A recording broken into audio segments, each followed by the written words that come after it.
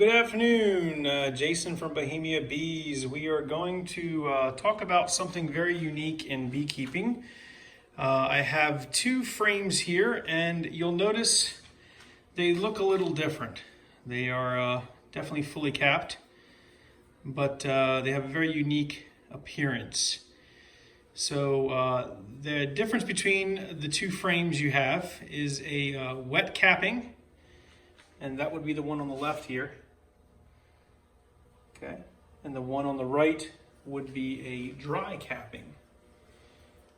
And the difference between the way they are capped, there's nothing wrong with that, or the way the bees cap them. So when bees cap their honeycomb and they build out honeycomb, they build out and cap their brood differently than they cap their honey.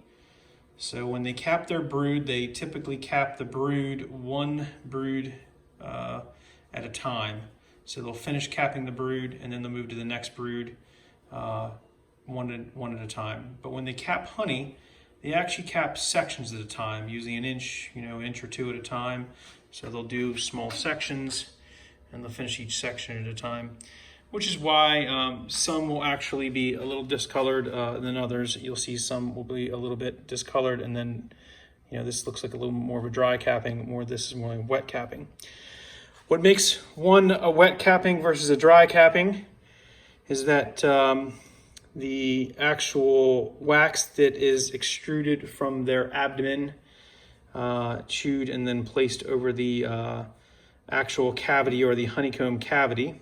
So you can see the actual little honeycomb cavity here that when it's filled with honey, they will take and cover it.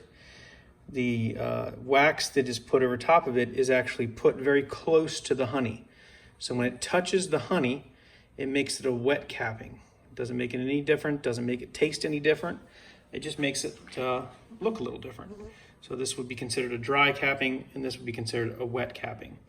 I think predominantly the Italian breed of bee will be known for its dry cappings, and the more Caucasian and other breeds will be known for their wet cappings. I know that the Carniolans also are known for their wet cappings as well, but the Italian breeds are known for their wet cappings. When you go to harvest, I think that preferred is the or the dry cappings, only because when you go to cut that capping off, it tends to be a little bit drier of a capping. It doesn't necessarily touch the honey as much, so you're not pulling as much honey as away. I mean, it all touches the honey, but as you're cutting that away from the frame and you drop that into your uncapping bin, you tend to get less of the honey touching those cappings, and you can refine it to make your melted wax candles that you see over here with the drier cappings. All of it can be melted down into the wax candles. It's just preferred method. A lot of times people prefer the drier cappings than the wet cappings. I use them all. They all get mixed together for me, and they all do just fine. But that's the difference. If you ever pull out a frame and you're wondering what's wrong with my honey, this is nothing is wrong with your honey. This is just a wet capping, and this is just a dry capping. There's absolutely nothing wrong with it. It all still tastes wonderful. It all is still honey. It's just different breeds of bees do different types of cappings. So there you go. Another little fun fact from Bohemia Bees here. Hope you enjoyed the video. Make sure you share with your friends. Make sure you subscribe to the channel as we continue to share fun facts here from the Bohemia Apiary as we learn right with you, where hobby beekeeping is more than a hobby, it's an obsession.